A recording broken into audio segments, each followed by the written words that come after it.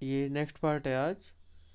नहीं, हमारी जाति का यह धर्म नहीं है। मोती दिल में ऐंठ कर रह गया, गया आ पहुंचा और दोनों को पकड़ कर ले चला। कुशल हुई कि उसने इस वक्त मारपीट न की, नहीं तो मोती भी पलट पड़ता। उसके तेवर देखकर रह गया और उसके सहायक समझ गए कि इस वक्त टाल जाना ही मसलत है। आज दोनों के सामने फिर वही सूखा भूसा लाया गया। दोनों चुपचाप खड़े रहे। घर के लोग भोजन करने लगे। उस वक्त छोटी सी लड़की दो रोटियां लिए निकली और दोनों के मुंह में देकर चली गई। उस एक रोटी से उनकी भूख तो क्या शांत होती, पर दोनों के हृदय में मानो भोजन मिल गया। यहाँ भी किसी सज्जन का वास है। उसने सोचा कि यहाँ भी कोई सज्जन व्यक्ति यहाँ पर रहता है। लड़की भैरव की थी। उसकी माँ मर चुकी थी। सौतेली माँ उसे बहुत मारती थी। इसलिए इन बैलों से उसे एक प्रकार की आत्मीयता हो गई थी। आत्मीयता मतलब अपनेपन का भाव।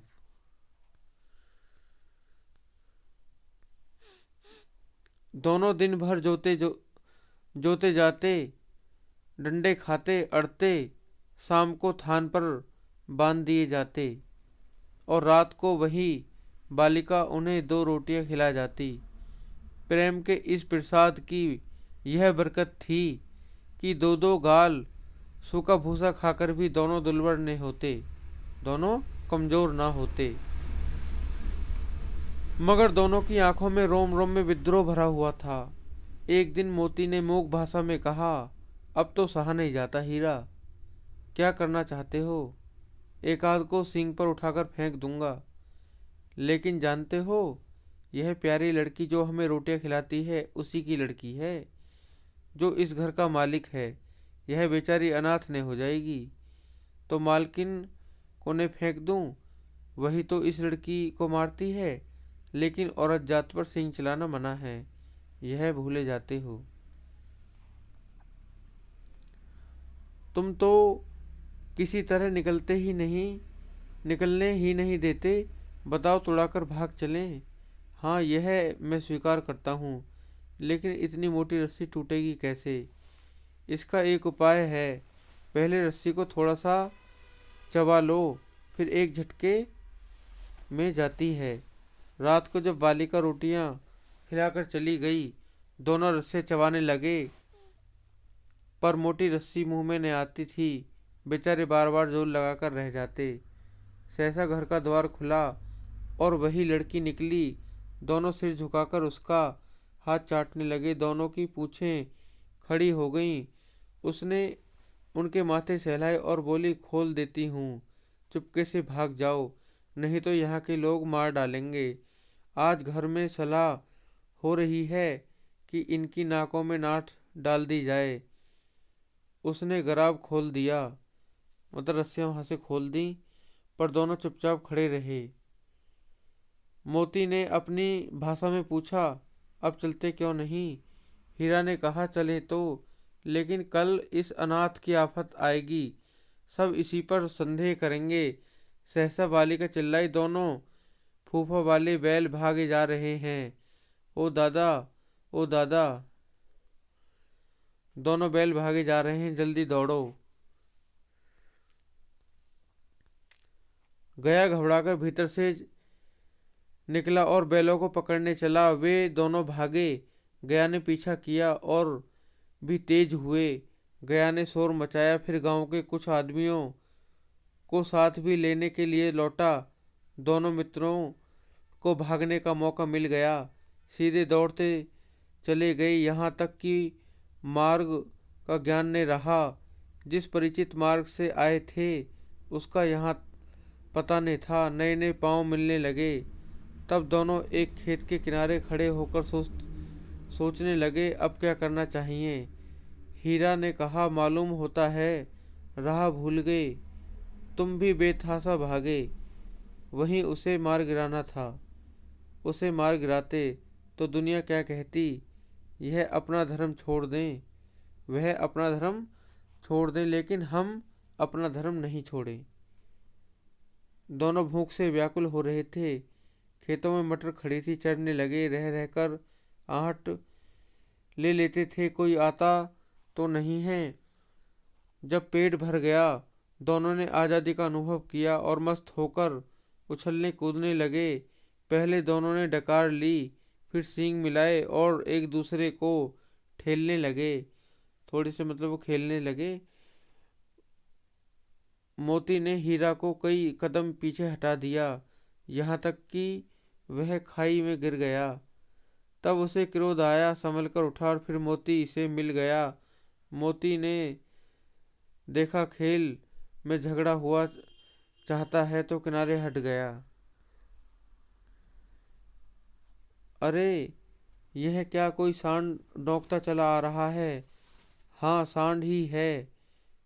वह सामने आ पहुंचा। दोनों मित्र बगले झांक रहे हैं। सांड पूरा हाथी है, उससे भिड़ना जान से हाथ धोना है, लेकिन न भिड़ने पर भी जान बचती नहीं नजर आती। इन्हीं की तरफ आ भी रहा है। इतनी भयंकर सूरत है। मोती की मूक भाषा, मूक मतलब जो बिना बोले की भाषा होती है, जो सांकेतिक भाषा होती है, उसको मूक भाषा कहते हैं। मोती ने मूक भाषा में कहा, बुरे फंसे, जान बचेगी, कोई उपाय सोचो। हीरा ने चिंतित स्वर में कहा, अपने घमंड में भूला हुआ आरजू विनती ने सुनेगा। भाग क्यों नहीं चलें, भाग क्यों नहीं चलें। अब आगे देखो, आगे क्या होता है। भागना कायरता है तो फिर यहीं मरो। बंदा तो 9-2-11 होता है।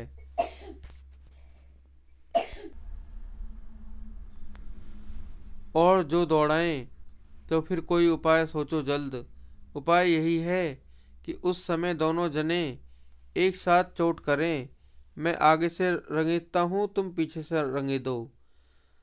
दोहरी मार पड़ेगी तो भाग खड़ा होगा। मेरी ओर झपटे, तुम बगल में उसके पेट में सींग घुसेड़ देना। जान जोखिम है पर दूसरा उपाय नहीं है। दोनों मित्र जान हथेलियां पर लेकर लपके। सांड को भी संगठित शत्रुओं से लड़ने का तजर्बा ने था।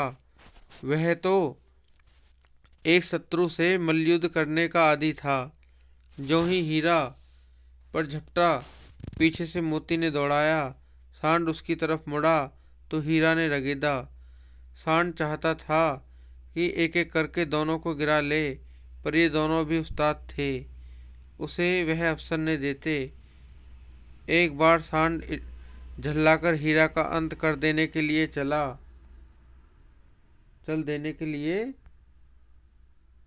चला कि मोती ने बगल में आकर पेट में जो सींग था उसका पेट में सींग भोंक दिया, मतलब लगा दिया, उसमें मार दिया सींग। सांड क्रोध में आकर फिरा तो फिर हीरा ने दूसरे पहलू में सींग चुभा दिया। आखिर बेचारा जख्मी होकर भागा और दोनों मित्रों ने दूर तक उसका पीछा किया, यहाँ तक कि सांड बेदम होकर गिर पड़ा। तब दोनों ने उसे छोड़ दिया। दोनों मित्र विजय के नशे में झूमते चले जाते थे।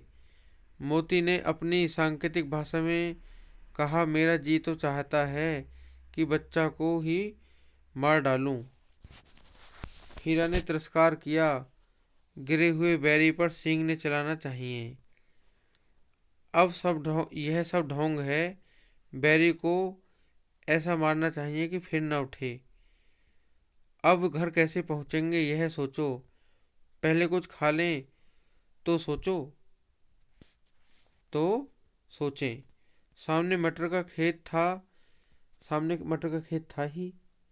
मोती उसमें घुस गया। हीरा मना करता रहा पर उसने एक न सुनी। अभी 2 ही 4 गिलास खाए थे कि आदमी लाठी लेकर दौड़ पड़े और दोनों मित्रों को घेर लिया। हीरा तो मेड़ पर था, निकल गया। मोती सींचे हुए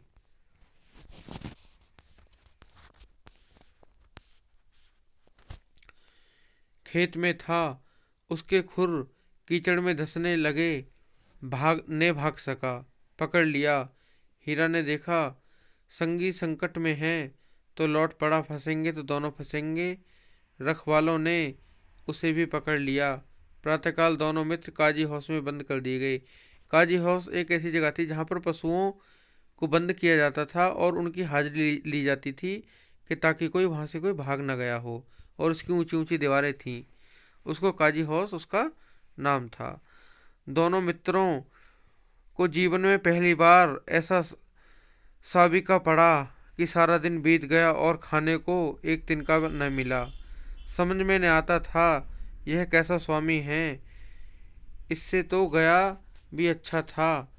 यहाँ कई भैंसें थीं, कई बकरियां, कई घोड़े, कई गधे, पर किसी के सामने चारा नहीं था। सब जमीन पर मुर्दों की तरह पड़े थे। कई तो इतने कमजोर हो गए थे कि खड़े भी नहीं हो सकते थे।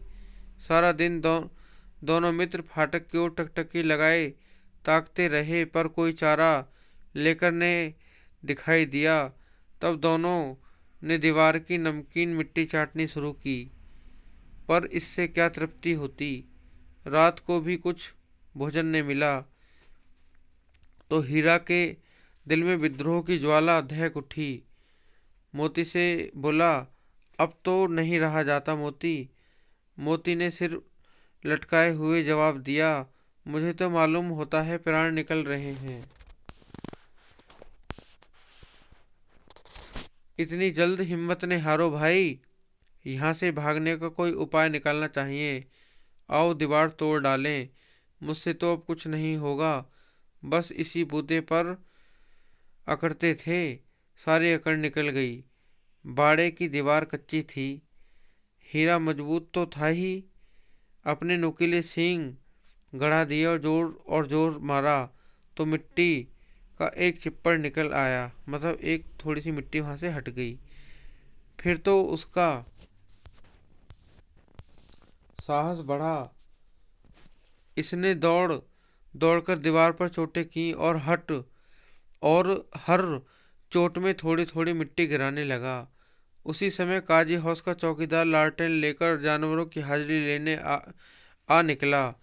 हीरा का उजड़पन देखकर उसने कई डंडे रसीद किए, मतलब लगा दिए, डंडे मार दिए उसमें, और मोटी सी रस्सी से बांध दिया। मोती ने पड़े पड़े कहा, आखिर मार खाई क्या मिला? अपने बूते भर जोर तो मार दिया। ऐसा जोर मारना किस काम का कि बंधन में पड़ गए। जोर तो मारता ही जाऊंगा, चाहे कितने भी बंधन पड़ते जाएं, जान से हाथ धोना पड़ेगा। कुछ परवाह नहीं, यो तो मारना ही है, यो तो मरना ही है। सोचो दीवार खुद जाती तो कितनी जानें बच जाती। इतने भाई यहाँ बंद हैं, किसी की देह में जान नहीं है। 2-4 दिन और यही हाल रहा तो सब मर जाएंगे। हाँ, यह बात तो है। अच्छा तो ला, फिर मैं भी जोर लगाता हूँ। मोती ने दीवार में उसी तरह सींग मारा। थोड़ी सी मिट्टी गिरी और फिर हिम्मत बढ़ी। फिर तो दीवार में सींग लगाकर इस तरह जोर करने लगा मानो किसी प्रतिद्वंदी से, मतलब सामने वाले से लड़ रहा हो। आखिर कोई 2 घंटे और जोर आजमाई के बाद दीवार ऊपर से लगभग 1 हाथ गिर गई। उसने दूनी शक्ति से धक्का मारा तो आधी दीवार गिर पड़ी। दीवार का गिरना था, अधमरे पड़े से सभी जानवर चेत उठे। तीनों घोड़ियां सरपट भाग निकलीं, फिर बकरियां निकलीं, इसके बाद भैंसें भी खिसक गईं, पर गधे अभी तक ज्यों के त्यों खड़े थे। हीरा ने पूछा, तुम क्यों नहीं भाग जाते? एक गधे ने कहा, जो कहीं फिर पकड़ लिए जाएं तो क्या हर्ज है, अभी तो भागने का अवसर है। हमें तो डर लगता है, हम यहीं पड़े रहेंगे, ऐसा गधों ने कहा। आधी रात से ऊपर जा चुकी थी। दोनों गधे अभी तक खड़े सोच रहे थे कि भागें या ना भागें, और मोती अपने मित्र की रस्सी तोड़ने में लगा हुआ था। जब वह हार गया तो हीरा ने कहा, तुम जाओ, मुझे यहीं पड़ा रहने दो, शायद कहीं भेंट हो जाए। मोती ने आंखों में आंसू लाकर कहा, तुम मुझे इतना स्वार्थी समझते हो हीरा? मतलब आप स्टूडेंट सभी सोच सकते हो कि उन जानवरों में उनमें कितना आत्मीयता, कितने अपनेपन का भाव था। उसने ये कह दिया कि तुम जाओ यहाँ से और मुझे यहीं रहने दो। तो मोती की आंखों में आंसू आ गए। तुम मुझे इतना स्वार्थी समझते हो हीरा? हम और तुम इतने दिनों से साथ रहे, आज तुम विपत्ति में पड़ गए तो मैं तुम्हें अलग छोड़कर हो जाऊं? हीरा ने कहा, बहुत मार पड़ेगी, लोग समझ जाएंगे यह तुम्हारी शरारत है। मोती गर्व से बोला, जिस अपराध के लिए तुम्हारे गले में बंधन पड़ा, उसके लिए अगर मुझ पर मार पड़े तो क्या चिंता। इतना तो हो ही गया कि 9-10 प्राणियों की जान बच गई, वे सब तो आशीर्वाद देंगे। यह कहते हुए मोती ने दोनों गधों के सींगों से मार मार कर बाड़े के बाहर निकाला और तब अपने बंधु के पास आकर सो गया। अपने मतलब बंधु मतलब भाई। भोर होते ही मुंशी और चौकीदार तथा अन्य कर्मचारियों में कैसी खलबली मची, इसके लिखने की जरूरत नहीं। बस इतना ही काफी है कि मोती की खूब मरम्मत हुई और उसे भी मोटी रस्सी से बांध दिया गया। 1 सप्ताह तक दोनों मित्र वहां बंधे पड़े रहे। किसी ने चारे का एक तृण भी नहीं डाला, मतलब घास का एक तिनका तक भी नहीं डाला। हाँ, एक बार पानी दिखा दिया जाता, यही उनका आधार था। दोनों इतने दुर्बल हो गए थे कि उठा तक नहीं जाता था। ठठरियाँ निकल आई थी। मतलब ठठरियाँ मतलब जो ऊपर का जो बैल का हिस्सा होता है, टाट सी जो होती है, उसको ठठरिया बोलते हैं। बहुत सूख गए थे, कमजोर हो गए थे बैल। एक दिन बाड़े के सामने डुग्गी बजने लगी, पर दोपहर होते होते वहां 50-60 आदमी जमा हो गए। जब दोनों मित्र निकाले गए, उनकी देखभाल होने लगी। लोग आकर उनकी सूरत देखते और मन फीका करके चले जाते। ऐसे मृतक बैलों का कौन खरीदार होता। सहसा एक डड़ियल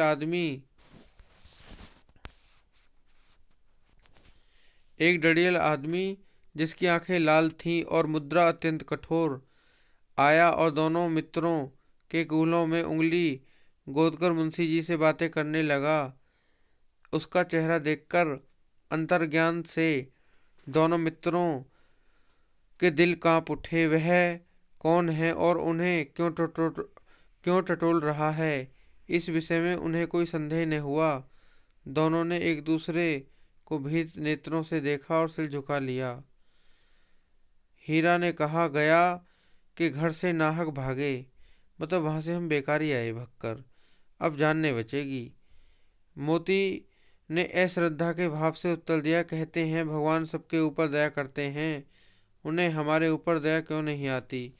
भगवान के लिए हमारा जीना मरना जीना दोनों बराबर हैं। चलो अच्छा ही है, कुछ दिन उसके पास तो रहेंगे। एक बार भगवान ने उस लड़की के रूप में हमें बचाया था, अब क्या अब नहीं बचाएंगे। यह आदमी छुरी चलाएगा, देख लेना।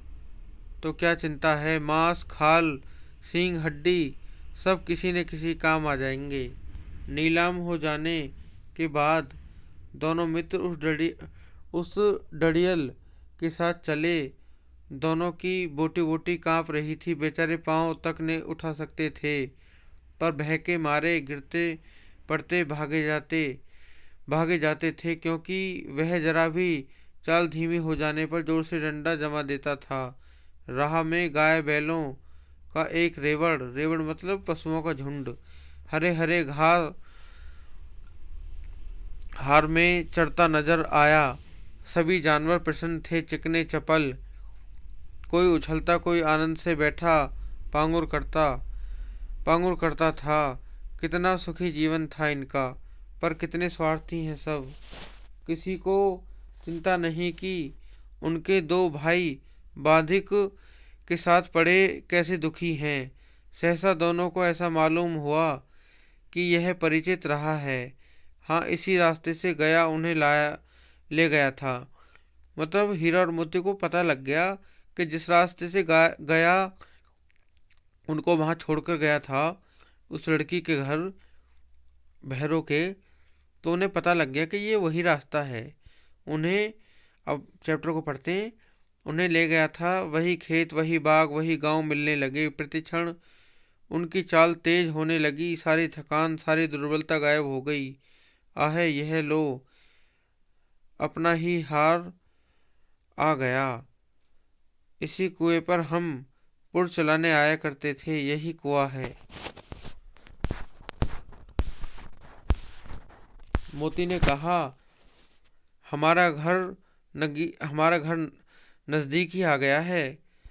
हीरा बोला, भगवान की दया है, मैं तो अब घर भागता हूँ। यह जाने देगा, इसे मैं मार गिराता हूँ। नहीं नहीं, दौड़कर थान पर चलो, वहां से हम आगे नहीं जाएंगे। दोनों उन्मत्त होकर बछड़ों की भांति कुलेले करते हुए घर की ओर दौड़े। वह हमारा थान है। दोनों दौड़कर अपने थान पर आ खड़े हो गए। डडियल भी पीछे पीछे दौड़ा चला आता था। झूरी द्वार पर बैठा धूप खा रहा था। धूप में बैठे हुआ था झूरी। बैलों को देखते ही दौड़ा और उन्हें बारी बारी गले लगाने लगा। मित्रों की आंखों से आनंद के आंसू बहने लगे। एक झूरी का हाथ चाट रहा था। डडियल ने जाकर बैलों की रस्सियां पकड़ ली। झूरी ने कहा, मेरे बैल हैं। तुम्हारे बैल कैसे? मैं मवेशी खाने से नीलाम लिए आता हूँ। मवेशी खाने खाना मतलब जहाँ पर पशु रहते हैं उसे मवेशी खाना बोलते हैं।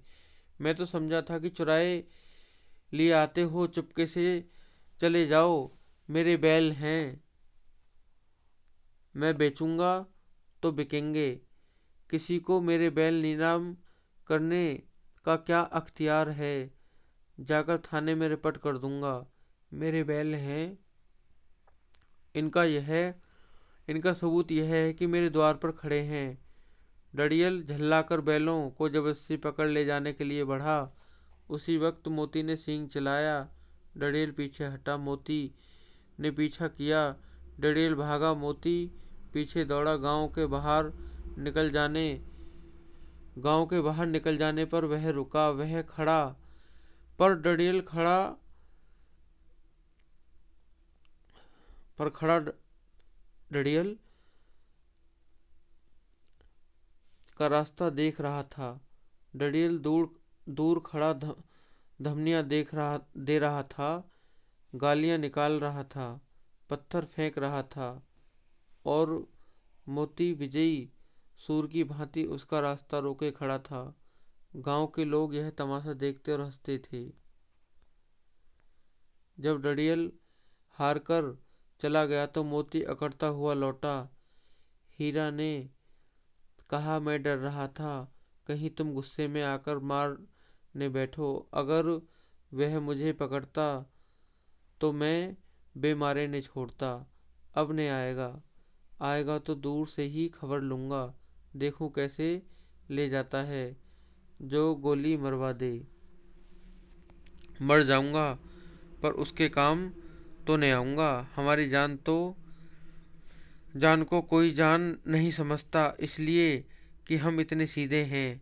जरा देर में नादों में खली, भूसा, चोकर और दाना भर दिया गया और दोनों मित्र खाने लगे। झूरी खड़ा दोनों को सहला रहा था और बीसों लड़के तमाशा देख रहे थे। सारे गांव में उछाया सा मालूम होता था। उसी समय मालकिन ने आकर दोनों को दोनों के माथे को चूम लिया। ये इसके क्वेश्चन आंसर हैं। और मैंने आपको बताया था कि सबसे पहले हमको क्वेश्चन की जो हमारे क्वेश्चन तो हम तब कर पाएंगे जब हमको स्टोरी पता होगा। हमें कहानी का पता होना चाहिए कि किसने क्या कहा है और किसने क्या क्या काम किए चैप्टर में, वो हमको पता होना चाहिए। तो क्वेश्चन कैसे भी आ जाओ हम उसको कर देंगे। ये इसके शब्दार्थ हैं। निरापद मतलब सुरक्षित, सहिष्णुता मतलब सहनशीलता, पछाई मतलब पालतू पशुओं की एक नस्ल, गोई मतलब जोड़ी, कुलैल मतलब क्रीड़ा, विषाद मतलब उदासी, पराकाष्ठा अंतिम सीमा, गणने मतलब सम्मानित या गणनीय, विग्रह मतलब अलगाव, और पगहिया माने पशु को बांधने की रस्सी। गराव फुंदेदार रस्सी जो बैल आदि गले में पहनाई जाती है। प्रतिवाद मतलब विरोध। टिटकार मतलब मुंह से निकलने वाली टिक टिक की आवाज़। मसलत मतलब हितकर। रगेदना मतलब खदेड़ना। मल्लयुद्ध मतलब कुश्ती। साबिका मतलब वास्ता। काजी हाउस जहाँ पर पशुओं को बंद करके रखा जाता है। रेवण मतलब पशुओं का झुंड। उन्मत्त मतलब मतवाला। थान पशुओं के बांधे जाने की जगह। ओछा मतलब उत्सव। ये चैप्टर है। और कैसा लगा? उम्मीद करते हैं कि समझ में आया होगा और अच्छा लगा होगा। धन्यवाद।